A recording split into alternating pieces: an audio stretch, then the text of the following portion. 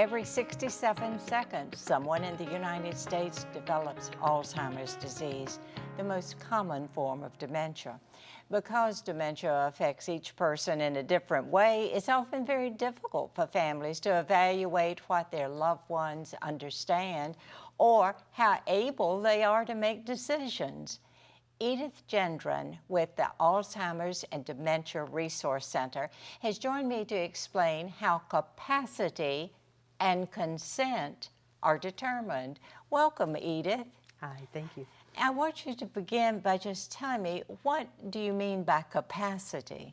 Capacity to consent is defined for us by Chapter 415 of the Florida statutes. It's essentially telling us that a vulnerable adult has sufficient understanding to make good decisions regarding their person and their property, their health, safety, and welfare.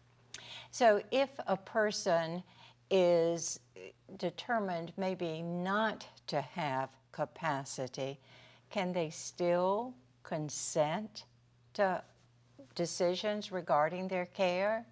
If someone's determined to not have capacity, that typically means they've ended up in court and had an adjudication of that type. So again, complexities depending on the actual situation. If someone has been appointed a guardian, then no, they cannot consent. However, there's many steps before we get that far. You can give consent, for example, to a physician. A surgeon may be able to explain to you the procedure. If you can voice that you understand the procedure, what it's going to do for you and what the risks are, then you can consent to that procedure. Now, can your capacity fluctuate? It can and it will, particularly when we're talking about illnesses of the dementia type. You'll have good days and bad days. We all have good days and bad days. Right. But what families need to be alert to is looking over a period of time, maybe a week or a month. How is mom doing or dad doing? Are they making mostly good decisions? Forgetfulness is not as serious as forgetting how to use or do something. Forgetting to get gas, okay, we all do that sometimes. I have the little icon flashing at me too. Forgetting how to use the gas pump is the key. So we need to look at the quality of the decision making. How often is forgetfulness happening and what type of forgetfulness is happening? So how do you suggest that a family gauge a person's situation? Paying attention, working with them, being intimately involved in their daily life, but also giving them room to make decisions.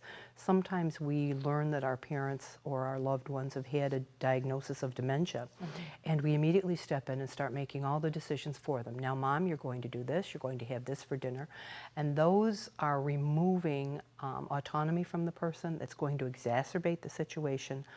Always support and allow for the individual with the diagnosis to make as much decisions on their own as they possibly can. You're there for safety, but you're not there to take over. I hope that makes some sense. So let the individual have autonomy as much Absolutely. as possible. Now, sometimes within a family, there are members who say, oh, Mom is fine, and another member says, no, I don't think so. Should you get legal counsel about this? Yes, you should. In a perfect world scenario, the person who ends up with the diagnosis recognizes that something's gone wrong. I'm not making good cognitive decisions, or just something's wrong.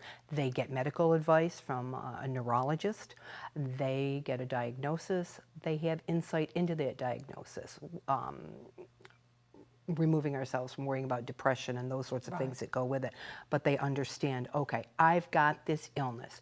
That's when families need to come together and start talking about the step-by-step plan. In the absence of that neat and tidy life scenario, even within it, you should always bring in an elder law attorney, at least for a consult. Decisions need to be made. Who's going to make the decisions for the person when the time comes that that person no longer can? And we shouldn't be making those decisions based on our desires, but on what we've learned from that person. Very helpful information, Edith. Thank you for being with us. And how can we reach you?